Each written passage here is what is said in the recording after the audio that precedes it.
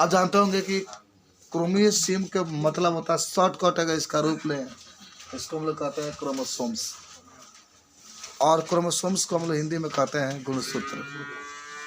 तो आज जो हम लोग टॉपिक पढ़ेंगे उसके नाम है वंशागति का क्रोमोसोमीय सिद्धांत में क्या कि जो क्रोमोसोम्स है, जो गुणसूत्र है, आप इसके बारे में क्या क्या बता सकते हैं।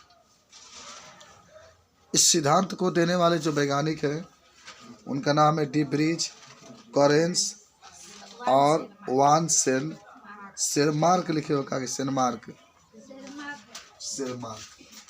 मान लो जो सिद्धांत आप देख रहे हैं, माने वंशागति का मतलब होता है जो वंश में अनुवांशिक लक्षण लेकर के जाता है वह गुणसूत्र ही लेकर के जाता है।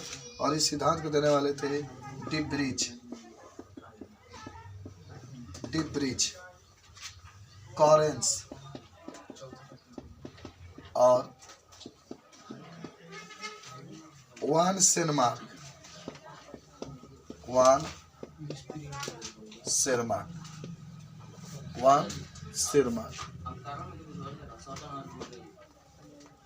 ये भी दिए थे। अभी आगे इसमें वंशागति के क्रोमोसोमीय सिद्धांत को सर्वप्रथम क्या किए थे, दिए थे। वंशागति के सिद्धांत को दिए थे।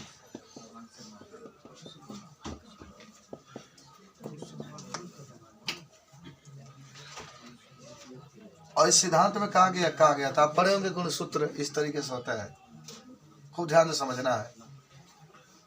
इन लोगों ने कहा कि जो वंशागति के क्रोमोसोमीय सिद्धांत में, इस सिद्धांत में कहा गया है कि जीन गुणसूत्र पर स्थित होता है। तो यही जीन है, ये जो आप रेखा के रूप में, धागे के रूप में देख रहे हैं, ये आपका गुणसूत्र है। और इसके ऊपर जो मोती के रूप में आपको दिखाई दे रहा है, इसको हम लोग क्या कहते हैं, जीन कहते हैं। इसको क्या कहते हैं, जीन कहते हैं। तो उन लोगों ने ही कहा था कि जो गुणसूत्र होता है, इस गुणसूत्र में कौन उपस्थित होता है, जीन उपस्थित होता है। और ये जो जीन होता है ये आनुवांशिक लक्षण का इकाई होता है। इकाई का मतलब हुआ कि जो आनुवांशिक लक्षण होते हैं उसको जीन ही एक पीढ़ी से दूसरे पीढ़ी में लेकर क्या करते हैं, जाते हैं। देखना ध्यान से, क्या कहा गया कि गुणसूत्र होता है, गुणसूत्र के ऊपर जीन उपस्थित होते हैं। और जीन जो होते हैं आनुवांशिक लक्षण का वाहक होते हैं। वाहक माने इकाई होते हैं, और आनुवांशिक लक्षण को एक पीढ़ी से दूसरे पीढ़ी में लेकर के जाते हैं। इसी जीन को हम लोग कहते हैं। यही होता है गुणसूत्र का क्रोमीय सिद्धांत। अच्छा देखो, गुणसूत्र का खोज बाल्डियर नामक वैज्ञानिक ने किया था, आप याद रखेंगे। जिस गुणसूत्र की आप बात कर रहे हैं, इस गुणसूत्र का खोज बाल्डियर नामक वैज्ञानिक ने किया था। जो पुरुष होते हैं उसमें जो गुणसूत्र होते हैं 46 होते हैं, जो स्त्री होती है उसमें गुणसूत्रों की संख्या कितनी होती है, 46, 23 जोड़ी होती है। जब अर्धसूत्री विभाजन होता है तो देखो, जब माने दोनों में जनन होता है तो जो लिंग होते हैं, माने जो पुरुष का गुणसूत्र होता है 46, उसमें से 23 आता है, और जो स्त्री के 46 होता है उसमें 23 आता है। तब आपका ईड होकर के बच्चा में 46 गुणसूत्र बनता है। आधा आता है, ध्यान रखना आपका। चलो सब लोग बता दिए का। तो वंशागति का क्रोमोसोमीय सिद्धांत आप कह रहा कि जो क्रोमोसोम्स का मतलब होता है गुणसूत्र, गुणसूत्र के ऊपर जीन होते हैं, और जो जीन होते हैं वो आनुवांशिक लक्षण को एक पीढ़ी से दूसरे पीढ़ी में ले जाने का कार्य करते हैं। इसलिए जीन को हम लोग आनुवांशिक जो लक्षण होता है उसका इकाई माना जाता है। और जीन का खोज किसने किया था, जॉनसन नामक वैज्ञानिक ने। गुणसूत्र का खोज बाल्डियर ने किया था, गुणसूत्र का खोज बाल्डियर ने किया था, अभी बताया गया था आपको।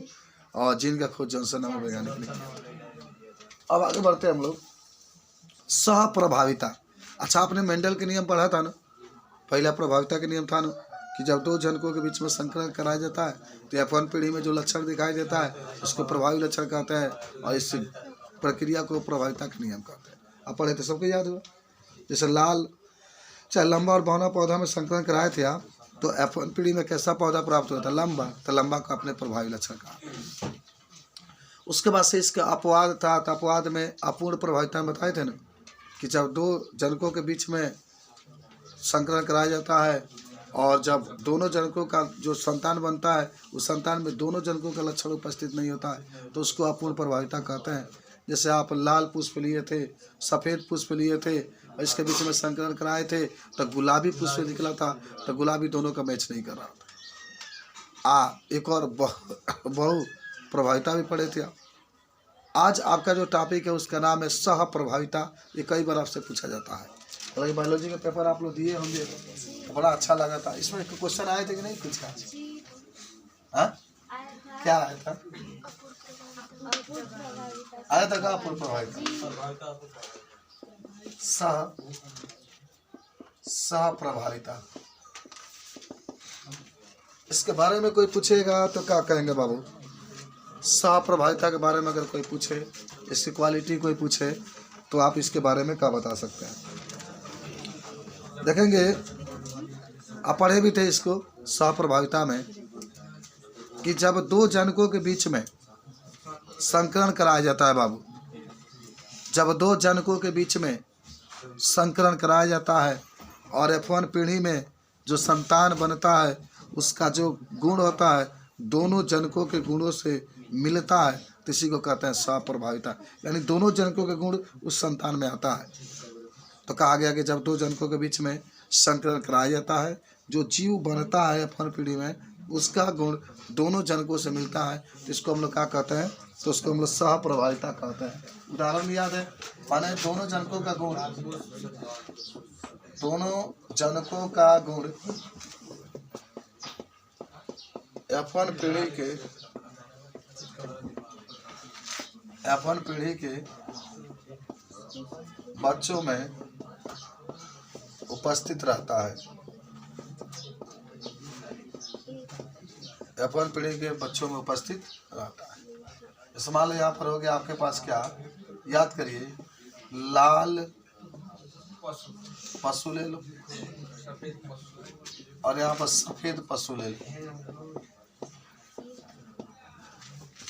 लाल को आप कैपिटल RR लिख सकते हैं। सही से पढ़ो यार, तो पीछे क्यों देखते हो?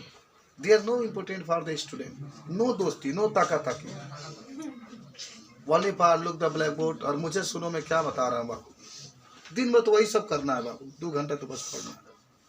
इसके बाद से कहाँ टाइम मिलेगा आपके पास किताब पढ़ने? लाल पशु को कैपिटल RR, सफ़ेद पशु को स्मॉल RR। जब हम लोग संकलन कराते हैं तो कैपिटल R स्मॉल R। और इससे क्या बनेगा? हाँ, चित्त कबरे पशु, चित्त कबरे। इसका मतलब हुआ कि दोनों का क्वालिटी इसके अंदर उपस्थित है, माने दोनों का गुण इसके अंदर क्या उपस्थित है। इसी को हम लोग कहते हैं सह प्रभाविता। सह प्रभाविता, चित्त कबरे पशु का मैंने बना है। बोलो कोई दिक्कत है इसमें? कोई आपको प्रॉब्लम नहीं होना चाहिए। चलिए आगे बढ़ते हैं हम लोग। कुछ बातों को मिटा दे क्या? देखिए खूब ध्यान से देखना आपको। आज जो सबसे अच्छी बात आप लोग जानेंगे उसका नाम होगा जीन और क्रोमोसोम्स में अंतर। जीन और, देखिए आप लिखे भी होंगे, ठीक है, किताब कॉपी सबके पास होना चाहिए। क्रोमोसोम्स के हिंदी में क्या कहते हैं भाई? गुणसूत्र। का अंतर है सबको याद होगा। प्यारा प्यारा अंतर आप बता सकते हैं कि जीन जो होते हैं जोड़े के रूप में होता है। याद हुआ?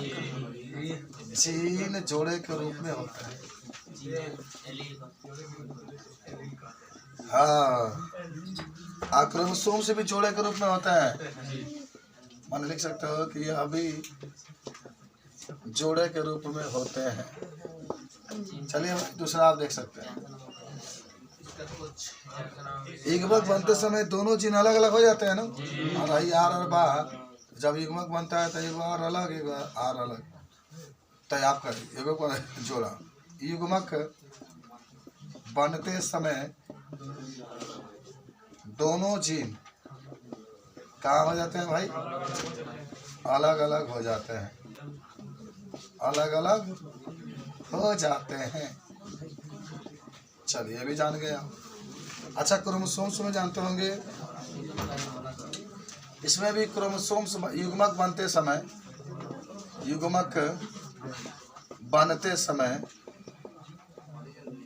दोनों गुणसूत्र अलग अलग हो जाते हैं, अलग अलग हो जाते हैं। ये भी आप बता सकते हैं।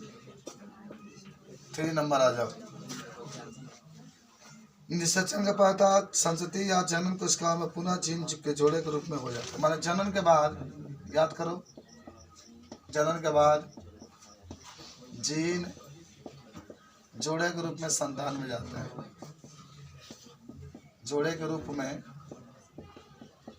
संतान में जाते हैं।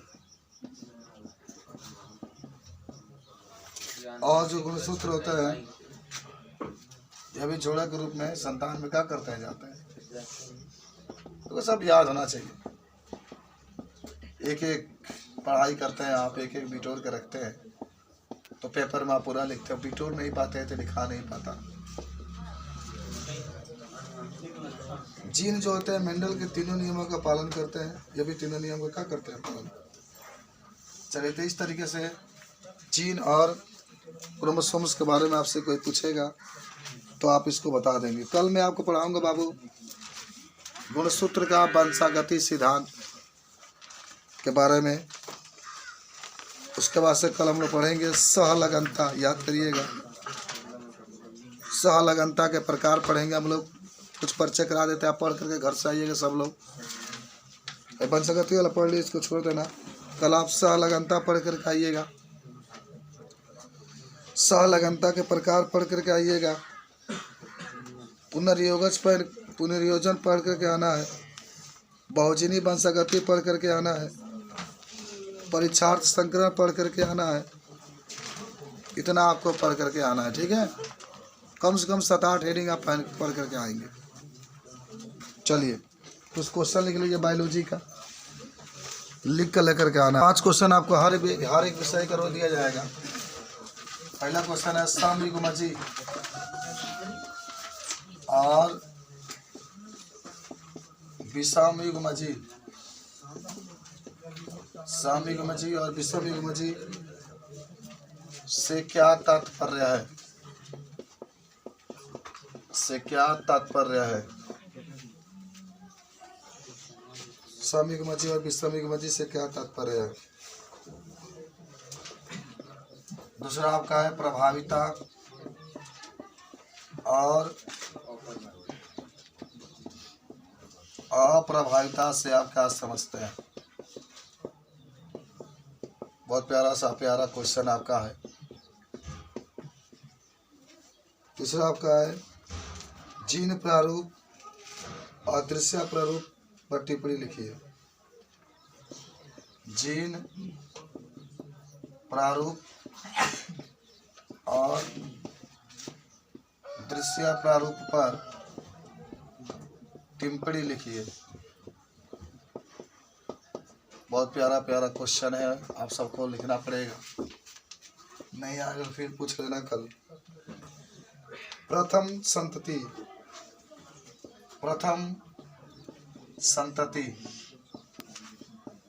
F1 पीढ़ी का परिभाषा लिखिए।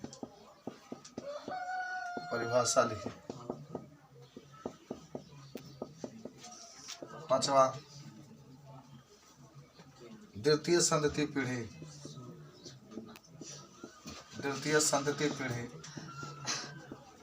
यानी F2 का परिभाषा लिखिए। चलिए, आज का ये 5 क्वेश्चन आपके प्यारा सब्जेक्ट से संबंधित है, जिससे कोई अगर आपसे पूछे तो बता सकते हैं। अब आप सीधे अंग्रेजी के पास कदमों को रखेंगे अपना।